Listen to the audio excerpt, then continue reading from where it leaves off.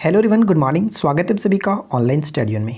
इस वीडियो में बात करने वाले हैं इंडियन पॉलिटी का एक बहुत इंपॉर्टेंट टॉपिक और वो है मूल अधिकार। इससे रिलेटेड कई सारे क्वेश्चन एग्जाम्स में पूछे जाते हैं जो कि हम आज की इस वीडियो में कवर करेंगे उन सभी क्वेश्चंस को जो एग्जाम्स में डेफिनेटली आते रहते हैं। और यहाँ पे मैं आपके लिए लेकर आया हूँ टॉप 50 मोस्ट इंपॉर्टेंट MCQ। तो इस वीडियो को एंड तक ज़रूर देखिए और इससे जितने भी क्वेश्चंस बन सकते हैं वो मैंने पूरी कोशिश की कि इस वीडियो में इंक्लूड किया जाए। क्लियर? तो चलिए इस वीडियो को शुरू करते हैं। वीडियो अच्छी लगे तो लाइक एंड शेयर करना बिल्कुल भी ना भूलें।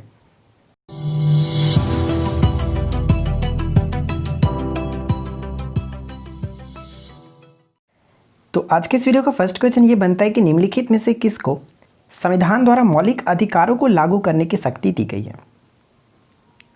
मौलिक अधिकारों को लागू करने की शक्ति मिली है सर्वोच्च न्यायालय और उच्च न्यायालय को। ऑप्शन हम डी को टिक करेंगे।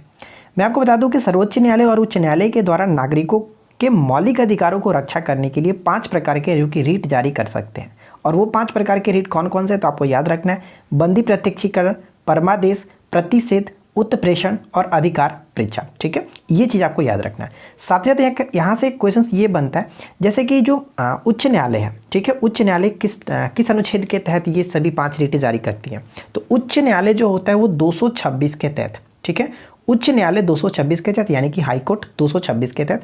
और सर्वोच्च न्यायालय की बात करें तो सर्वोच्च न्यायालय 32 के तहत। ठीक है, तो आई होप कि यहाँ से आपको कुछ क्वेश्चंस जरूर क्लियर हो गए होंगे। तो वीडियो अगर अच्छी लगे तो लाइक एंड शेयर करना बिल्कुल भी ना भूलें। देखिए सेकंड क्वेश्चन क्या कह रहा है। देखिए वीडियो को आगे बढ़ाने से पहले आपसे एक छोटी सी बात करना चाहूँगा कि अगर मेरी वॉइस में थोड़ा सा आपको प्रॉब्लम लगे तो आप प्लीज़ मैनेज कर लेना, क्योंकि थोड़ी सी तबीयत मेरी बिल्कुल भी ठीक नहीं है।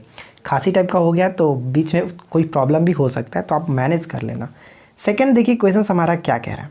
सेकंड क्वेश्चन ये है कि भारतीय संविधान का कौन सा अनुच्छेद अल्पसंख्यकों को अपनी मनपसंद शिक्षण संस्थाओं को स्थापित और संचालित करने का अधिकार को संरक्षण प्रदान करता है?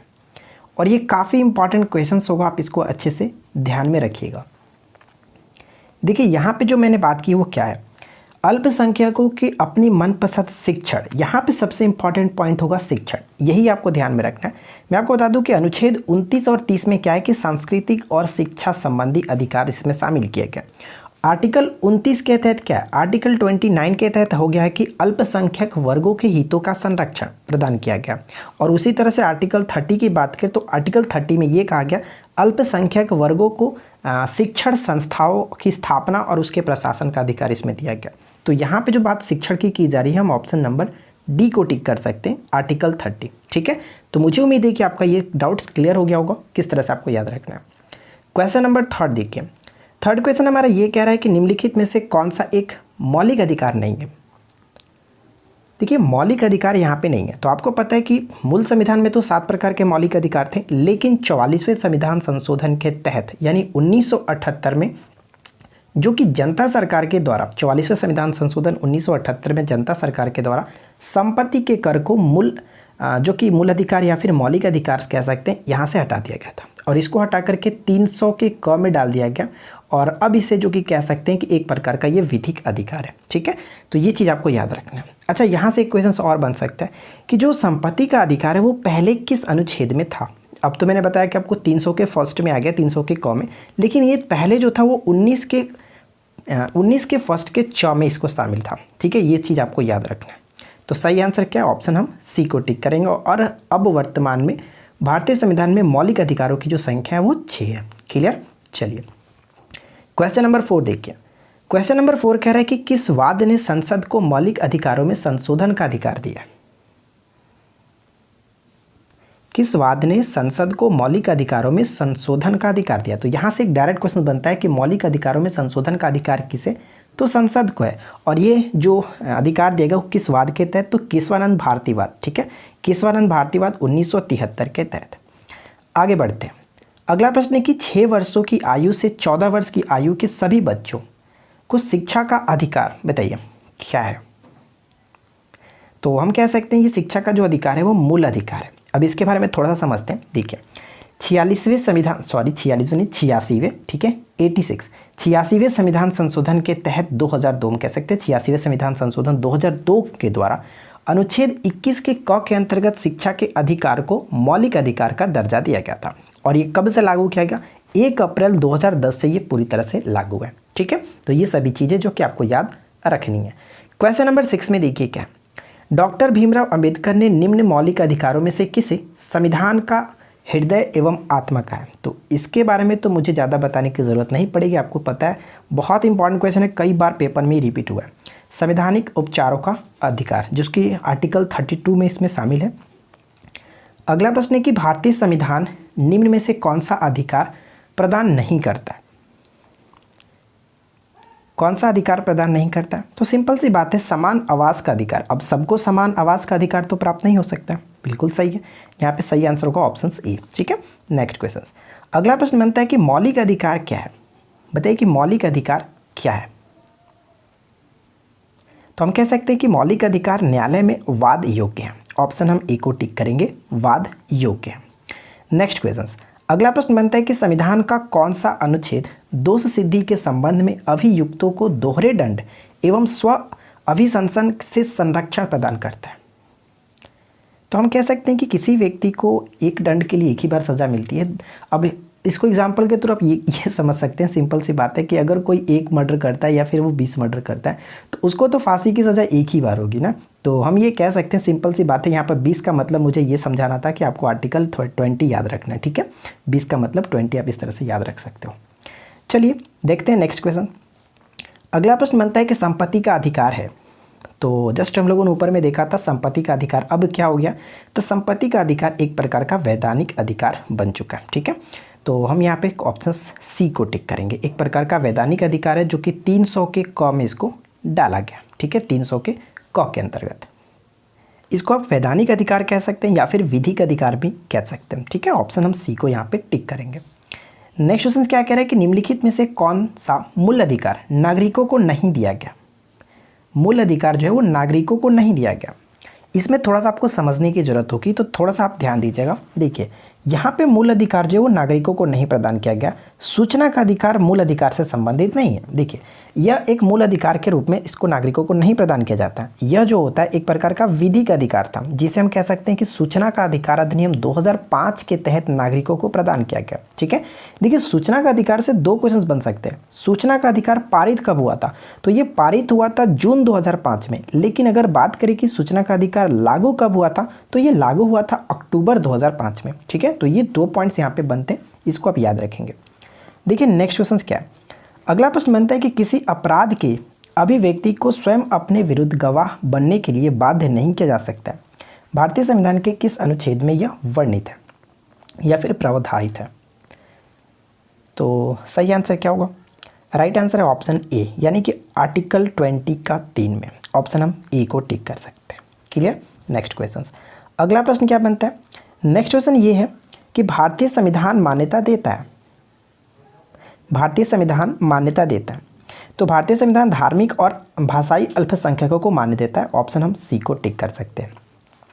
नेक्स्ट है कि समानता का अधिकार संविधान के निम्न अनुच्छेदों में से किसके अंतर्गत दिया गया? समानता का अधिकार बताइए, समानता का अधिकार जो है वो कहाँ से कहाँ तक है? तो आपको पता है कि समानता का अधिकार या फिर समता का अधिकार 14 से 18, तो 14, 15, 16 यहाँ पे हम किसे टिक करेंगे? जो कि 2, 3, 4, 2, 3, 4 ऑप्शन हम सी को टिक कर सकते हैं। नेक्स्ट वन क्या है? अगला प्रश्न है कि धार्मिक स्वतंत्रता के अधिकार के प्रावधान के अंतर्गत सम्मिलित है। बताइए कि धार्मिक स्वतंत्रता के अधिकार के प्रावधान के अंतर्गत इनमें से कौन कौन सम्मिलित होगा? धर्म प्रचार करने का अधिकार, बिल्कुल सही, इसमें कोई दिक्कत नहीं। सिखों को जो कि कृपाण धारण करने और रखने का अधिकार, ये भी दिया गया, इसमें भी कोई दिक्कत नहीं। थर्ड पॉइंट कह रहा है कि राज्यों को समाज सुधारक विधि निर्माण का अधिकार, ये भी बिल्कुल सही है। लेकिन फोर्थ पॉइंट थोड़ा सा पढ़िए कि धार्मिक निकायों को लोगों को धर्म परिवर्तन कराने का अधिकार, ये क्या अधिकार है? बिल्कुल ये गलत है, ये नहीं हो सकता। तो 1, 2, 3 को हम टिक करेंगे। ऑप्शन 1, 2, 3 यहाँ पे option A will be right answer. Next question क्या बनता है कि भारतीय संविधान द्वारा प्रदत्त निम्न में से कौन सा अधिकार गैर नागरिकों को भी उपलब्ध है? कौन सा अधिकार जो है गैर नागरिकों को भी उपलब्ध है? तो करेक्ट आंसर होगा ऑप्शन डी, यानी कि संवैधानिक निराकरण या फिर जिसको कहते हैं संवैधानिक उपचार का अधिकार। Option D will be correct answer. Next question कह रहा है कि धर्म आदि के आधार पर विभेद का प्रतिषेध, या फिर हम ये कह सकते हैं कि भारत के संविधान का अनुच्छेद 15, ठीक है, एक मूल अधिकार है जिसे इसके अधीन वर्गीकृत किया गया। सिंपल सी बात है कि जो संविधान 15 वो किसके अधीन आएगा।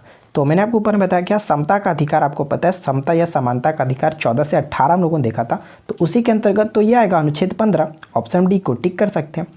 अगला प्रश्न देखिए क्या है, भारतीय संविधान के अनुच्छेद 25 में प्रयुक्त हिंदू शब्द किसे सम्मिलित नहीं करता है।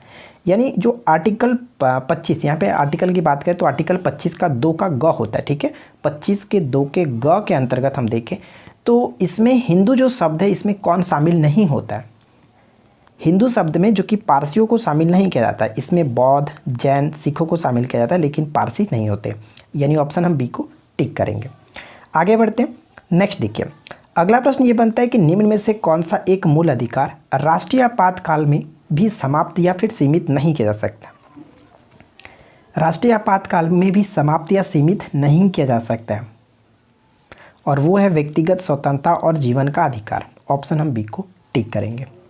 नेक्स्ट क्वेश्चन, अगला पॉइंट है कि निम्नलिखित कथनों पर विचार कीजिए। तो इस क्वेश्चन में आपको ज़्यादा कुछ सोचना नहीं है, ऊपर में जो हम लोगों ने डिस्कस कर चुका है सेम टू सेम यहीं पे वो बात रखी गई है। जैसे कि यहाँ पे पहला पॉइंट्स कह रहा है कि अनुच्छेद 301 में संपत्ति का अधिकार को सम्मिलित है। क्या ये गलत है? बिल्कुल गलत है यार, कि अनुच्छेद 300 के फर्स्ट में नहीं, 300 के क में संपत्ति के अधिकार को जो कि संबंधित है, ठीक है। पहला पॉइंट से गलत। सेकंड है कि संपत्ति का अधिकार एक विधिक अधिकार है। बिल्कुल सही, विधिक अधिकार है, किंतु यह मूल अधिकार नहीं है। पहले था, अब नहीं है, ठीक है। तो हम यहाँ पे सेकंड को तो सही करेंगे। थर्ड पॉइंट में क्या है कि भारत के संविधान के अनुच्छेद 300 के क में उस समय केंद्र के कांग्रेस सरकार द्वारा 44वें संविधान संशोधन से अंत स्थापित किया गया था। क्या ये सही है? यहाँ पे कुछ पॉइंट तो बिल्कुल सही है, जैसे कि 300 के क में 44वें संविधान संशोधन 1978 के द्वारा शामिल किया गया था। लेकिन यहाँ पे देखिए थोड़ा सा गलत किया गया कि कांग्रेस सरकार द्वारा। ये पॉइंट गलत है, क्योंकि मैंने आपको बताया कि उस समय 1978 की बात की जा रही है, तो जनता सरकार थी। तो यहाँ पे ये पॉइंट गलत है। सिर्फ और सिर्फ सही क्या है, तो 2 बिल्कुल सही है, केवल और केवल 2 को टिक करेंगे। ऑप्शन ए हमारा सही आंसर हो जाता है। आगे की तरफ बढ़ते। नेक्स्ट क्वेश्चन, अगला पॉइंट है कि निम्नलिखित में से कौन सा मूल अधिकार विदेशी नागरिकों को प्राप्त नहीं है। तो थोड़ा सा ध्यान दीजिएगा, विदेशी नागरिकों को प्राप्त नहीं है। तो अभिव्यक्ति की स्वतंत्रता का अधिकार जो है वो कह सकते हैं कि विदेशी नागरिकों को प्राप्त नहीं है। ऑप्शन हम डी को टिक कर सकते हैं। क्लियर? चलिए अगला प्रश्न बनता है कि फोर्थ स्टेट या फिर चतुर्थ स्तंभ क्या है। फोर्थ स्टेट की जो संज्ञा दी जाती है, फोर्थ स्टेट की संज्ञा किसे दी जाती है? तो प्रेस को दी जाती है। ऑप्शन हम डी को टिक करेंगे। नेक्स्ट क्वेश्चन, भारतीय संविधान के अनुच्छेद 25 का संबंध किससे है? भारतीय संविधान का अनुच्छेद 25 से संबंध जो है वो किससे है? तो धार्मिक स्वतंत्रता का अधिकार आपको पता है, धार्मिक स्वतंत्रता का अधिकार 25 से 28 तक आता है, तो धर्म की स्वतंत्रता से। ऑप्शन हम सी को टिक करेंगे, ठीक है। आगे बढ़ते हैं। नेक्स्ट क्वेश्चन है, भारतीय संविधान में स्वतंत्रता का अधिकार 4 अनुच्छेदों द्वारा जो कि प्रदत्त किया गया है वो कौन है? देखिए स्वतंत्रता का अधिकार यहाँ पे बात की जा रही है, तो आपको वो बताना है कि स्वतंत्रता का अधिकार कहाँ से कहाँ तक है। तो 19 से 22 तक। ऑप्शन हम ए को टिक करेंगे, 19 से 22 तक, ठीक है। चलिए नेक्स्ट प्रश्न है, भारत में रहने वाले ब्रिटिश नागरिक दावा नहीं कर सकता। भारत में रहने वाला ब्रिटिश नागरिक दावा नहीं कर सकता। किस चीज़ के लिए दावा नहीं कर सकता? तो व्यापार और व्यवसाय की स्वतंत्रता के अधिकार का। ऑप्शन हम ए को टिक कर सकते हैं। नेक्स्ट क्वेश्चन क्या है? अगला पॉइंट बनता है कि मौलिक अधिकारों के अंतर्गत कौन सा अनुच्छेद बच्चों के शोषण से संबंधित है। तो यहाँ पे बहुत इंपॉर्टेंट क्वेश्चन बन सकता है, बच्चों के शोषण से आपको ध्यान देना है। आपको पता है कि शोषण के विरुद्ध अधिकार 23 से 24 के अंतर्गत आता है, लेकिन शोषण के विरुद्ध अधिकार बच्चों के शोषण से बात कीजिए तो वहाँ पे आर्टिकल 24 को टिक करेंगे। 23 क्या है उसके बारे में हम आगे चर्चा कर लेंगे, तो बस थोड़ा सा ध्यान दीजिएगा। अगला क्वेश्चन देखिए क्या है। नेक्स्ट क्वेश्चन बनता है कि भारत में अस्पृश्यता, ठीक है, जिसको अनटचेबिलिटी कहते हैं, भारत में अस्पृश्यता का निवारण निम्न में से किन उपायों द्वारा किया जा सकता है? किन उपायों के द्वारा किया जा सकता है? अनटचेबिलिटी या फिर हम कह सकते हैं छुआछूत जिसको कहा जाता है, अस्पृश्यता, तो वो उसका निवारण कह सकते हैं कानून बनाकर भी किया जा सकता है, शिक्षा की उन्नति द्वारा भी किया जा सकता है, जन जागरण के द्वारा भी बिल्कुल किया जा सकता है, नौकरी में प्रवेश दिलाकर। ये कहाँ सा लॉजिक हुआ? ये तो बिल्कुल गलत है, ठीक है। 1 2 3 यहाँ पे सही होगा। Option A will be correct answer. Next question क्या है? अगला पॉइंट बनता है कि निम्नलिखित में से कौन से अधिकार भारतीय संविधान के अनुच्छेद 32 के अंतर्गत प्रवर्तित किए जाते हैं, क्या जा सकते हैं? अनुच्छेद 32 के अंतर्गत प्रवर्तित किए जा सकते हैं। और इसके अंतर्गत हम बात करें तो सही आंसर क्या, मौलिक अधिकार। ठीक है, इसके बारे में ऑलरेडी हम लोगों ने फर्स्ट क्वेश्चंस में ही देखा था। ठीक है, उच्च न्यायालय और सर्वोच्च न्यायालय के बाद से संबंधित जो था रीट के बारे में।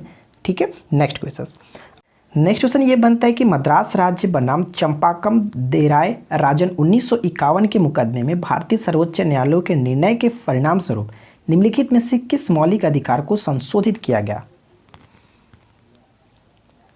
इस क्वेश्चन का सही आंसर है भेदभाव के विरुद्ध अधिकार को। ऑप्शन बी को टिक करेंगे, ध्यान रखेंगे। नेक्स्ट क्वेश्चन, अगला पॉइंट बनता है कि भारतीय संविधान के निम्नलिखित अनुच्छेदों में से कौन विधायन सत्ता पर पूर्ण नियंत्रण लगाता है। विधायन सत्ता पर पूर्ण जो कि नियंत्रण लगाता है। तो सही आंसर क्या, करेक्ट आंसर होगा ऑप्शन ए, अनुच्छेद 14। ठीक है, अनुच्छेद 14 सही आंसर है। अगला प्रश्न क्या बनता है कि संविधान के किस अनुच्छेद द्वारा सिखों द्वारा कृपाण धारण करना धार्मिक स्वतंत्रता का अंग माना गया। तो धार्मिक स्वतंत्रता 25 से 28 तक के अंतर्गत आता है। और यहाँ पे पूछा है कि सिखों द्वारा कृपाण धारण करना जो है वो किसके अंतर्गत रखा गया।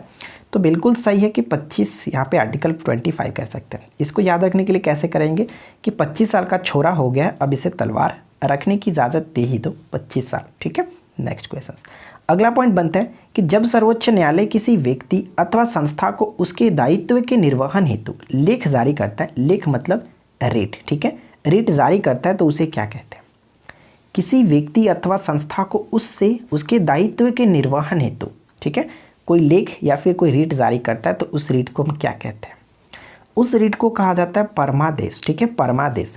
परमादेश का अर्थ क्या होता है, हम आदेश देते हैं। ये भी कभी कभी पूछ लिया जाता है कि परमादेश का अर्थ क्या, शाब्दिक अर्थ क्या, तो हम आदेश देते हैं। ठीक है, इस रीट का प्रयोग ऐसे अधिकारी को आदेश देने के लिए किया जाता है जो सार्वजनिक कर्तव्यों को करने से इनकार करे या फिर उस कार्य को उपेक्षा करे। ठीक है, उस कर्तव्य की उपेक्षा करे। तो ध्यान रखेंगे, एक क्वेश्चन यहाँ से डेफिनेटली पूछा जा सकता है कि ये जो रीट होता है वो राष्ट्रपति पर लागू होता है कि नहीं होता है। राष्ट्रपति पर भी नहीं लागू होता है, राज्यपाल पर भी, राज्यपाल के विरुद्ध भी ये जारी नहीं किया जाता। क्लियर। चलिए अगला प्रश्न बनता है कि निम्नलिखित में से किसके मामले उच्च न्यायालय और उच्चतम न्यायालय दोनों की अधिकारिता में आते हैं।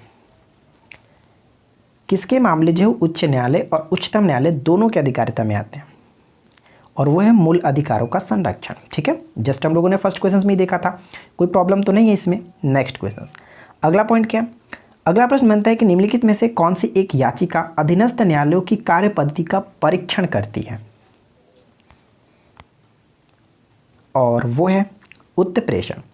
अब यहाँ पे क्वेश्चन बन सकता है कि उत्प्रेषण का अर्थ क्या। उत्प्रेषण का अर्थ होता है पूर्णतः सूचित करना। ठीक है, पूर्णतः सूचित करना। बंदी प्रत्यक्षीकरण क्या होता है इसके बारे में हम लोग आगे देखेंगे। नेक्स्ट देखिए, पहले भारतीय संविधान में अस्पृश्यता या फिर कह सकते हैं कि छुआछूत उन्मूलन से संबंधित अनुच्छेद कौन सा है। और ये इतना ज़्यादा पूछा जाता है कि अब मैं आपको क्या बताऊँ, आपने भी देखा ही होगा। सही आंसर क्या, आर्टिकल जो कि 70, ऑप्शन हम बी को टिक करेंगे। अगला प्रश्न है कि बंधुआ मजदूर उन्मूलन अधिनियम संसद ने कब पारित किया था। बंधुआ मजदूर उन्मूलन अधिनियम संसद ने कब पारित किया था। ये पारित किया गया था 1976 में, ऑप्शन बी को टिक करेंगे। नेक्स्ट क्वेश्चन, भारतीय संविधान में जैसा निहित है निम्न में से कौन सा समानता के मौलिक अधिकार में सम्मिलित नहीं है। भारतीय संविधान में जैसा निहित है निम्न में से कौन सा समानता के मौलिक अधिकार में सम्मिलित नहीं है, और वह है आर्थिक समानता। ठीक है, आर्थिक समानता बिल्कुल सही आंसर है, जो कि ये सम्मिलित नहीं है मौलिक अधिकार में। अगला प्रश्न क्या है कि भारतीय संविधान का कौन सा अनुच्छेद व्यक्ति के विदेश यात्रा के अधिकार को संरक्षण प्रदान करता है। विदेश यात्रा के अधिकार को संरक्षण प्रदान करता है। तो मैं आपको बता दूं कि मेनका गांधी बनाम भारत संघ 1978 के बाद में ये कहा गया है कि विदेश जो भ्रमण का अधिकार है वो एक प्रकार का मूल अधिकार घोषित किया गया।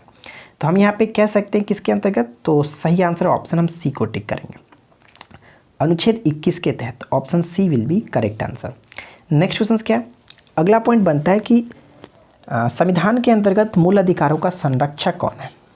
तो इसमें तो कोई दिक्कत ही नहीं है, सर्वोच्च न्यायालय टिक कर सकते हैं, ऑप्शन हम बी को टिक करेंगे। अगला प्रश्न क्या है, निम्नलिखित में से कौन सा एक मानव अधिकार भारतीय संविधान के अंतर्गत मौलिक अधिकार भी है। मानव अधिकार जो है वो मौलिक अधिकार भी है, तो वो है शिक्षा का अधिकार। शिक्षा का अधिकार जो कि 21 के क के अंतर्गत इसको शिक्षा का अधिकार मौलिक अधिकार दिया गया था, मूल अधिकार बनाया गया था। कर्तव्य की बात यहाँ पे मैं नहीं कर रहा हूँ।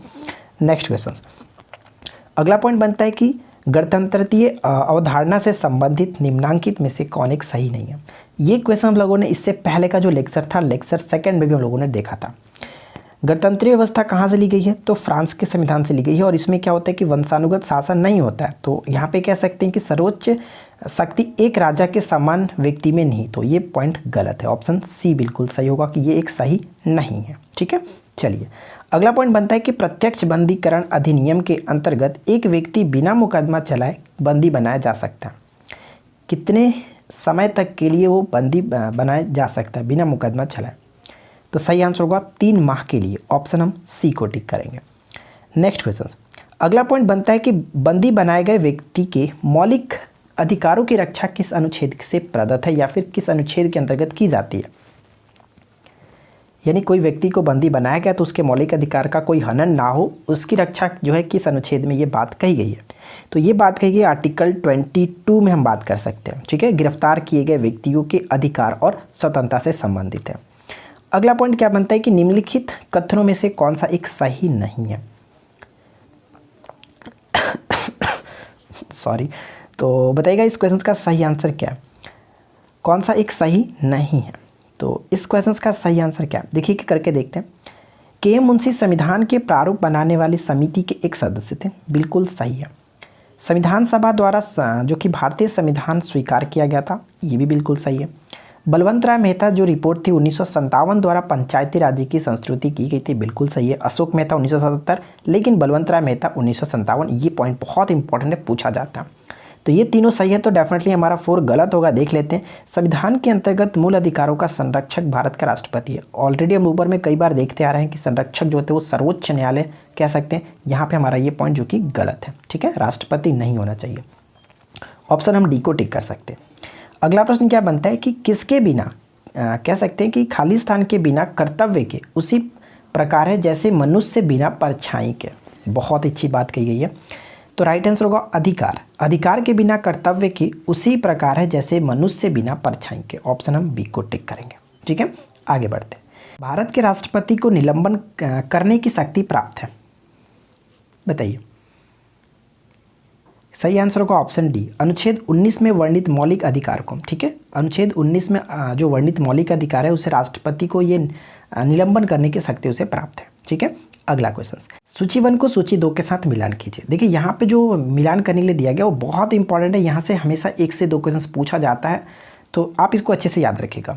तो चलिए हम इसको मैच करके देखते हैं। देखिए, उपाधियों का निषेध की बात करें या फिर उपाधियों का अंत की बात करें तो आर्टिकल 18 के तहत, यानी ए का 3 के साथ, ए का 3 के साथ यहाँ पर भी है, यहाँ पर भी है। उस तरह से अगर बात करें धार्मिक मामलों के प्रबंध की स्वतंत्रता, तो देखिए धार्मिक मामलों यानी कि हम कह सकते हैं धार्मिक की स्वतंत्रता से संबंधित ही होगा। तो कहाँ से 25 से 28, तो 25 से 28, बी का यहाँ पे 26 मिल रहा है, तो बी का 4 के साथ, बी का 4 के साथ ऑप्शन हम डी को टिक कर सकते हैं। बाकी वो भी देख ही लेते हैं। अल्पसंख्यकों की भाषा का संरक्षण, और हम लोगों ने आर्टिकल 29 के बारे में ऊपर में आपको क्या बताया था कि 29 के तहत क्या होता है कि अल्पसंख्यकों के अल्पसंख्यक वर्गों के हितों का संरक्षण, यानी हम अल्पसंख्यकों की भाषा का संरक्षण आर्टिकल 29 कर सकते हैं। और शिक्षण से संबंधित हो तो वहाँ पे हम जो कि 30 को टिक करेंगे। तो शिक्षा का अधिकार हम बात करें तो शिक्षा का अधिकार अनुच्छेद 21 के क। ठीक है, तो यहाँ पे हमारा पूरी तरह से हमारा डी ऑप्शन काफ़ी तरीके से सुटेबल है। अगला प्रश्न देखिए क्या, नेक्स्ट क्वेश्चन बनता है कि भारतीय संविधान में समता का अधिकार 5 अनुच्छेदों द्वारा जो कि प्रदान किया गया, वे कौन सा है। समता का अधिकार, और ये क्वेश्चन तो लगता है 2-3 बार पूछा जा चुका। समता का अधिकार यानी अनुच्छेद 14 से 18, कोई प्रॉब्लम नहीं, 14 से 18। नेक्स्ट क्वेश्चन क्या है, अगला प्रश्न ये बनता है कि निम्नलिखित में से भारत के संविधान का कौन सा अनुच्छेद कानून के समक्ष समानता से संबंधित है। विधि के समक्ष समानता कह सकते हैं, कानून के समक्ष समानता, आर्टिकल जो कि कौन है 14। ऑप्शन हम सी को टिक करेंगे। ठीक है, चलिए अगला क्वेश्चन देखिए। नेक्स्ट क्वेश्चन बनता है कि व्यक्तिगत स्वतंत्रता के लिए उच्च न्यायालय निम्नलिखित में से किस रीट को जारी करता है, और यही मैं आपको ऊपर बताने वाला था। तो देखिए व्यक्तिगत स्वतंत्रता के लिए जो उच्च न्यायालय होता है एक बंदी प्रत्यक्षीकरण जारी करता है, ऑप्शन हम सी को टिक करेंगे। और ये बहुत इंपॉर्टेंट क्वेश्चन है, हमेशा पूछा जाता है व्यक्तिगत स्वतंत्रता के लिए कौन सी रीट जारी की जाती है, तो ध्यान रखिएगा बंदी प्रत्यक्षीकरण। नेक्स्ट क्वेश्चन, निम्नलिखित में से कौन सा सही सुमेलित नहीं है, तो थोड़ा सा ध्यान दीजिएगा, बताइए कौन सही सुमेलित नहीं है। देखिए यहाँ पे बात करते हैं क्या, पहला पॉइंट्स क्या है कि मानव के दुर्व्यापार और बाल श्रम का प्रतिषेध, बिल्कुल सही है 23 के तहत, ठीक है 23 के तहत। अगला पॉइंट है कि अल्पसंख्यक वर्गों के हितों का संरक्षण, ऑलरेडी देख चुके हैं 29, बिल्कुल सही है। संवैधानिक उपचारों का अधिकार, इसमें तो कोई प्रॉब्लम ही नहीं है। प्रॉब्लम है यहाँ पे शिक्षा संस्थाओं की स्थापना और प्रशासन करने का अल्पसंख्यक वर्गों का अधिकार, यहाँ पे 30 होना चाहिए था, यही तो हम लोग ऊपर में देखा था 30 होना चाहिए था, ना कि 31, तो ये हमारा पॉइंट गलत है, ऑप्शन हम डी को टिक करेंगे। अगला पॉइंट देखिए, नेक्स्ट क्वेश्चन क्या कह रहा है कि भारत में नागरिकों के मौलिक अधिकारों में संशोधन कौन कर सकता है, और इस क्वेश्चन पे तो कोई दिक्कत नहीं होनी चाहिए। ऊपर में ऑलरेडी हम लोगों ने देख चुका था कि केशवानंद भारती जो वाद है उसमें 1973 के तहत कहा गया था कि संसद जो है वो मौलिक अधिकारों में संशोधन कर सकती है, ऑप्शन हम सी को टिक कर सकते हैं। तो मुझे उम्मीद है कि आप लोगों को आज का ये 22 जो क्वेश्चन था अच्छा लगा होगा। वीडियो अगर पसंद आया तो वीडियो को लाइक कीजिए, और क्या बस लाइक कर दीजिए, सब्सक्राइब कर दीजिए, यही कहूँगा। क्यूज क्वेश्चन आपके लिए भी लेकर आया हूँ, यही क्वेश्चन है जो ऊपर हम लोगों ने देखा है, उसी में से कुछ क्वेश्चन है जो कि आपका माइंड को चेक करेगा कि आपने कितना ध्यान से सुना है। पहला क्वेश्चन ये कि किस वाद में विदेश भ्रमण का अधिकार एक मूल अधिकार घोषित किया गया था, ठीक है। सेकंड क्वेश्चन ये, संपत्ति का अधिकार किस अनुच्छेद में वर्णन किया गया, मोस्ट इंपॉर्टेंट है। थर्ड पॉइंट, शिक्षा के अधिकार को मौलिक अधिकार का दर्जा किस अनुच्छेद के तहत दिया गया। और आखिरी क्वेश्चन की धार्मिक स्वतंत्रता का अधिकार से संबंधित अनुच्छेद कौन सा है, बताइएगा नीचे कमेंट्स करके। तो फिलहाल हम मिलते हैं किसी और वीडियो में नेक्स्ट टॉपिक के साथ। Thanks for watching, keep learning, have a good day.